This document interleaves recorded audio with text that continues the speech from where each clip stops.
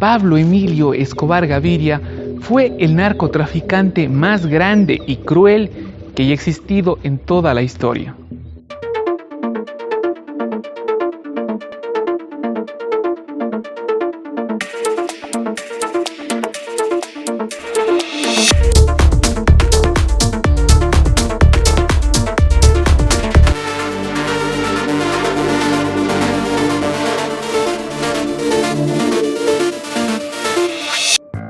Pablo Emilio Escobar Gaviria nació el 1 de diciembre de 1949 en un poblado llamado Río Negro, muy cerca de Medellín. Fue el segundo de 7 hijos y creció en una familia como cualquier otra. Su padre era ganadero y su madre profesora de escuela. Su infancia la desarrolló con normalidad, pero dentro de un ambiente de violencia que azotaba Colombia en aquel entonces. Pablo era un niño gordito porque estaba obsesionado con la comida rápida. Pero lo compensaba un poco con su amor al deporte, ya que siempre estaba jugando fútbol y lo hacía bastante bien. Las influencias de los profesores fue clave en el desarrollo del pensamiento que tendría más adelante, ya que siempre se promovieron discursos como la igualdad de clases. En su época de juventud, Pablo se une a un movimiento llamado Nadaísmo, que eran un grupo de rebeldes que estaban en contra de todo lo establecido por la sociedad. Ahí es donde Pablo aprovechaba para lanzar piedras a la policía y generar cualquier tipo de violencia. A la edad de 16 años, Pablo Escobar decide abandonar la escuela para dedicarse al mundo del AMPA, y uno de sus primeros trabajos fue robar lápidas de los cementerios, pulirlas y luego venderlas.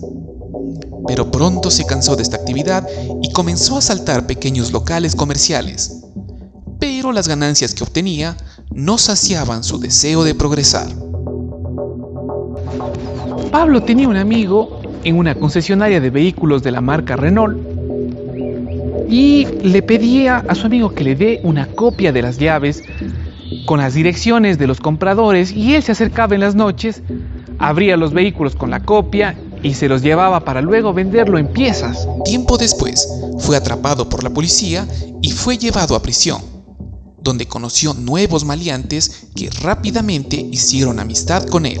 Allí es donde organizó unas pandillas para dedicarse al secuestro y la extorsión de personas. Pablo secuestra a una persona llamada Diego Echavarría, que era uno de los personajes más ricos de todo Medellín, pero tenía una fama negativa de no pagar a sus empleados. Y los familiares desesperados pagaron por el rescate, pero sin embargo Pablo lo torturó y lo asesinó. Las clases más populares de Medellín vieron esto como una gran revancha y lo vieron con buenos ojos, como que había llegado un justiciero a la ciudad. A la edad de 22 años, Pablo decide cambiar de negocio e ingresa a trabajar en una modesta organización de tráfico de drogas, pero su participación era bastante modesta, por lo que decidió escalar a su manera. Viajó al Ecuador en su auto de carreras y compró 4 kilogramos de pasta de cocaína y burló todos los controles policiales para regresar a Colombia y procesar todo este cargamento. Se contactó con los hermanos Ochoa, quienes eran narcotraficantes de más envergadura, y les vendió toda la mercancía, recibiendo cerca de $100,000. Esto le abrió las puertas para convertirse en un narcotraficante mucho más respetado. El jefe de los narcotraficantes de esa época era Fabio Restrepo, quien misteriosamente fue asesinado, y esto colocaría a Pablo Escobar como el líder de las drogas de toda Colombia. Al llegar a la cima, Pablo se casa con María Elena Vallejo, que solo tenía 15 años de edad. Ella sería su esposa por el resto de su vida. En la década de los 70, la demanda por el nuevo polvo blanco se disparó en los Estados Unidos y Escobar aprovechó el momento para incrementar su control.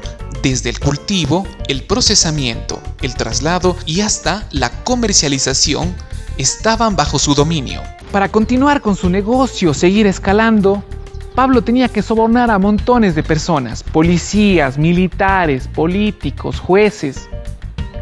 Y es allí donde nace la mítica frase de plata o plomo. Para la década de los 80, Pablo estaba en la cima, controlando la gran mayoría de droga que ingresaba a los Estados Unidos. Esto le generaba unas cantidades impresionantes de dinero, llegando a ganar $1 millón por día. Construyó una lujosa hacienda llamada Nápoles, en un terreno de 74,000 acres, donde instaló hasta un zoológico con animales exóticos, rinocerontes y jirafas.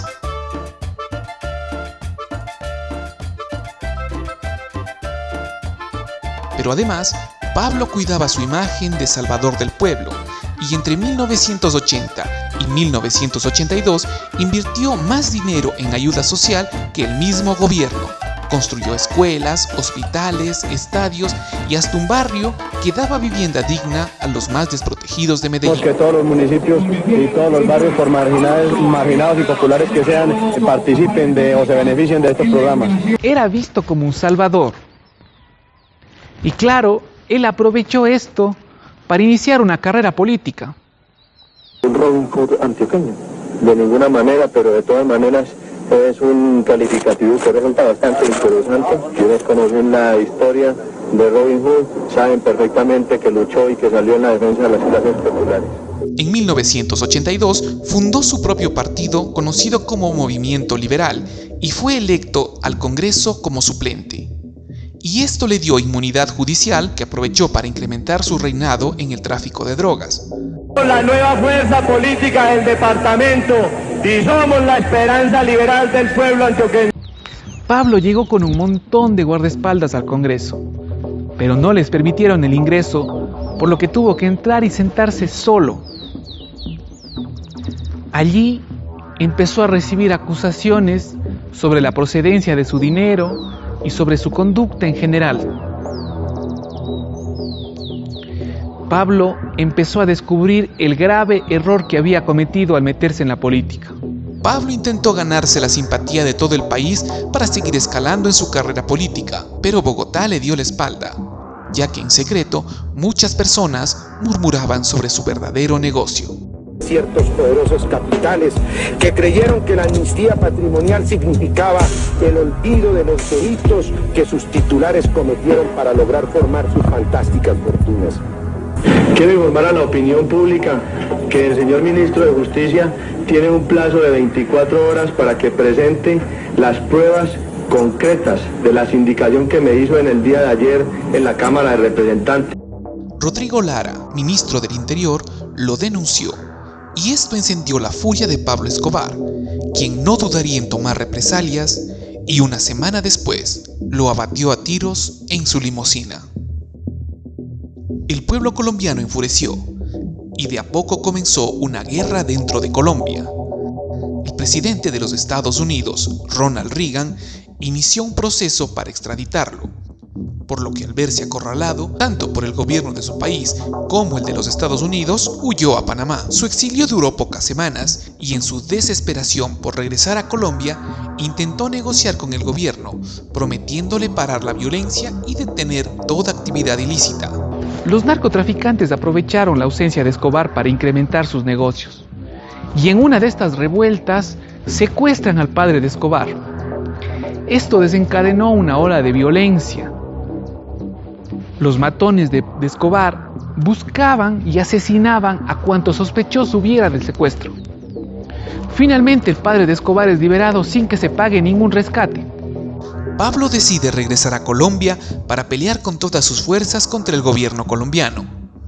Se refugió en Medellín, ya que era muy difícil localizarlo en este lugar, porque tenía comprado a muchas personas. Vivía en distintos refugios y cambiaba de residencia constantemente. Colocó bombas en lugares públicos y la escalada de violencia no tenía límites. El 18 de agosto de 1989, Pablo ordena la matanza del candidato a la presidencia, Luis Galán. El poder oscuro y criminal del narcotráfico.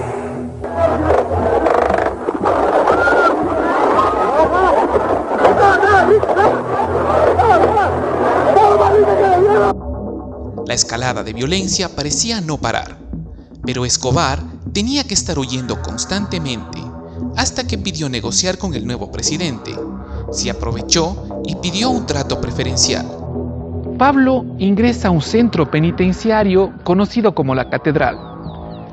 Pero esto no era una cárcel para nada, más bien parecía un centro vacacional. Tenía canchas de fútbol, jacuzzis, discotecas, cantinas, centros para juegos. Incluso la comida estaba preparada por chefs internacionales. Pocos meses de su permanencia en la catedral y empezaron nuevas denuncias, ya que no había detenido su actividad delictiva y seguía ordenando desde la cárcel, por lo que el gobierno decidió actuar y tomar nuevas medidas. Pero sus infiltrados le dieron la información y escapó de la cárcel antes que la policía lo atrapara. Denuncia a los narcotraficantes. Se buscan. Pablo Escobar Gaviria. Coopere. Denuncie. Informe. A más del gobierno, un grupo de revolucionarios conocidos como los Pepes, siglas de perseguidos por Pablo Escobar, comenzaron una cacería por toda Colombia, de familiares, conocidos, socios. Al poco tiempo ya habían matado a más de 300 personas. Un grupo de inteligencia que tenía intervenidas las líneas telefónicas pudieron dar con el paradero de Pablo Escobar, quien se encontraba en el barrio Los Olivos, en Medellín. Y cuando Pablo intentó escapar por una ventana, fue abatido a tiros. Pablo Escobar muere un 2 de diciembre de 1993 a la edad de 44 años. Las primeras palabras del líder de la operación fue: ¡Viva Colombia! Acabamos de matar a Pablo Escobar. Esta fue la historia de Pablo Escobar. Si quieres más contenido, no olvides suscribirte al canal y activar la campana. Síguenos en redes sociales como Demente Curiosa.